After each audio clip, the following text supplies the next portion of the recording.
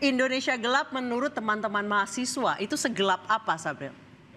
Dari kami sendiri melihat bahwasannya segelap apa Indonesia itu, lihat dari berbagai macam akumulasi, dari berbagai macam problematika dan kebijakan yang kami rasa ini tidak benar-benar berpihak kepada rakyat. Kebijakan itu saat pemerintah sekarang atau pemerintah sebelumnya?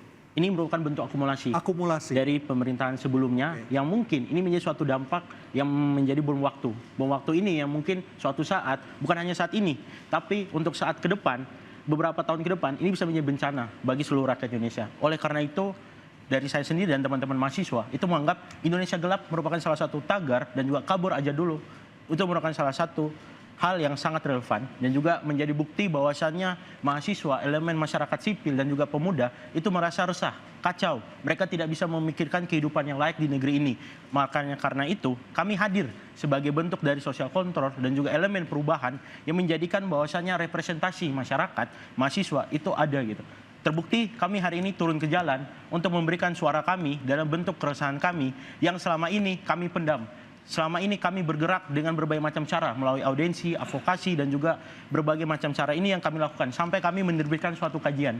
Kajian ini adalah berbentuk bahwasanya kami bergerak berdasarkan nalar intelektual, berdasarkan sosial moral yang selalu selama ini kita dukung dan selama ini kita jaga gitu dari kepentingan manapun. Apa ringkasan dari kajian itu, Sabdi? Oke, dari kajian ini kita merumuskan berbagai macam kebijakan dan poin tuntutan yang mungkin beberapa hari lalu itu sudah banyak didapatkan oleh berbagai macam media. 13 tuntutan itu termasuk di demo yang pertama ya? Ya, termasuk demo yang pertama. Okay.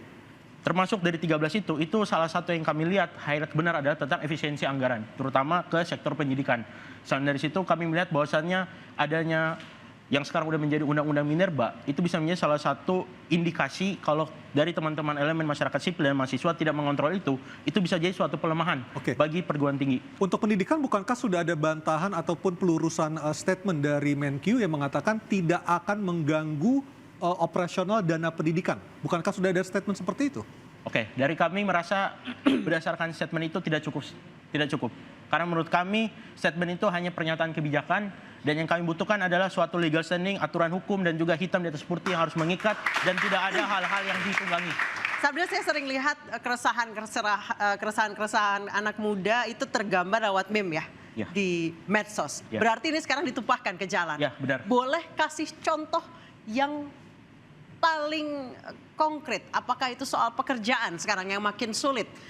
Masa depan yang sudah tidak tergambar lagi di benak kalian untuk hidup di Indonesia? Ya, contohnya kami melihat bahwasannya angka pengangguran itu semakin tiap tahun itu semakin bertambah dan angka persentasenya semakin meninggi, teman-teman. Yang ini mengakibatkan bahwasannya kekhawatiran dari elemen mahasiswa, elemen pemuda dan gerakan masyarakat sipil itu merasa resah gitu. Seperti apa saya yang saat ini lagi berdiri di podium ini dan berbicara ini 2 tahun, 3 tahun ke depan akan lulus. Dan setelah ini saya akan kemana? Apakah saya memiliki kenyamanan dan juga suatu lapangan kerja yang saya butuhkan dan saya dapatkan? Itu saja dari saya sendiri dan teman-teman mahasiswa itu masih meragukan gitu. Seperti apa peran dan juga tekanan dari pemerintah itu bisa mendapatkan bahwasannya angka pengangguran itu bisa ditekan dan juga pertumbuhan terhadap ekonomi dan juga kesejahteraan masyarakat itu bisa terpenuhi. Mas Abam, ketika mahasiswanya sudah tidak yakin, gimana mau bisa dapat Indonesia Mas? Ya, jadi ini menarik. Tadinya saya mau bahas kabur aja dulu, tapi saya mau bahas Indonesia gelap karena ini tadi dibahas. Mungkin nanti saya juga ingin tahu dari Mas Sabril, apa itu terkait sebenarnya Indonesia gelap sama kabur aja, itu kayak implikasi. Ini sebetulnya 2 hal yang berbeda. Jadi saya jelaskan ya.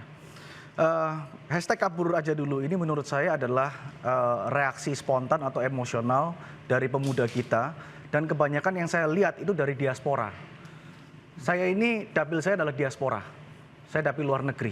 Jadi saya mengetahui betul permasalahan yang ada di luar negeri. Di diaspora tersebut. Di luar negeri memang realitanya nyari kerja di sana atau investasi bekerja di sana lebih enak. Kenapa kok lebih enak? Dia lebih terjamin. Ya kan? Tidak ada jatah preman, tidak ada jatah ormas, dan lain-lain. Pertanyaannya, apakah mudah kerja di luar negeri? Saya kasih contoh di Amerika. Untuk bekerja harus punya green card. Amerika memulangkan imigran gelapnya karena warga negara Amerika tidak mendapatkan pekerjaan karena diisi oleh imigran gelap yang mereka mendapatkan lower salary. Di China itu mereka punya work ethic jauh lebih keras daripada Indonesia. Saya ketemu sama pengusaha China, dia bilang ke saya, "Pak, kami itu pekerja kami jam 12 istirahat, itu makan 15 menit, makanan ditaruh, dia kerja lagi. Orang Indonesia jam 12 dia turun dulu, makan, ngopi, ngerokok, ngomong-ngomong baru naik. Jadi efisiensinya nggak bagus. Sedangkan kalau misalnya mereka mendapatkan potongan gaji, mereka demo. Jadi dengan harga salary yang sama, mereka memilih warga negara China. Kita nggak usah ngomong China dengan Amerika, kita ngomong yang terdekat. Malaysia, Hong Kong, Taiwan. Saya ini sudah berangkat ke Malaysia, ke daerah ladang-ladang. Teman-teman harus tahu, kondisi PMI kita warga negara Indonesia yang kerja di sana, itu sangat mengenaskan. Mereka tidak diakui oleh pemerintah Indonesia, tidak diakui oleh pemerintah Malaysia karena mereka sudah turun-temurun lahir di sana. Jadi orang tuanya ilegal, mereka melahirkan anak yang ilegal juga.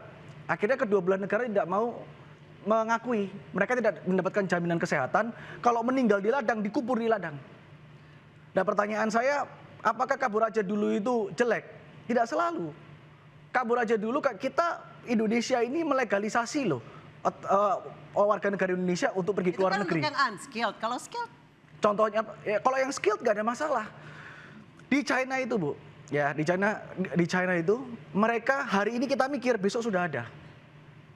Kalau misalnya kita mau punya pekerja yang skilled untuk bersaing di luar negeri, tentunya itu justru mengharumkan nama Indonesia.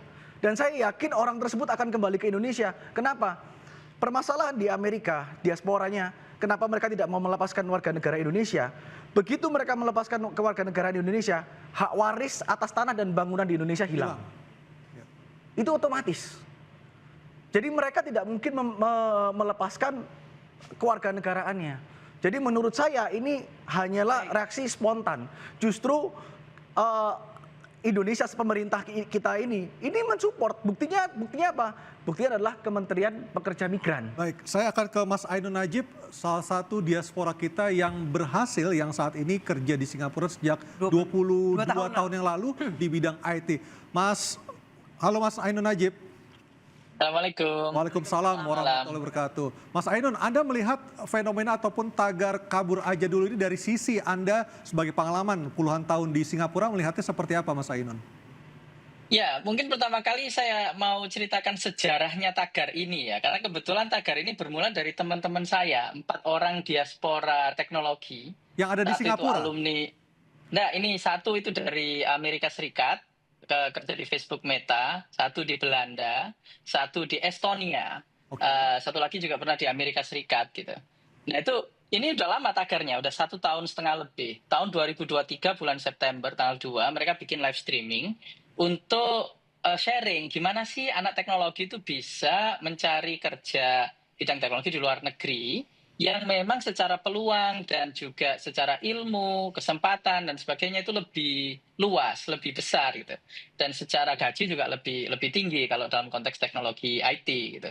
Nah, terceletuklah di live stream itu kabur aja dulu gitu. Karena kan banyak yang nggak pede, banyak yang nggak yakin, bisa nggak ya, udah kabur aja dulu gitu. Artinya Mas Ainun konteks awalnya bukan karena Indonesia gelap ya, tapi lebih kepada opportunity untuk mengembangkan skill di bidang IT ya?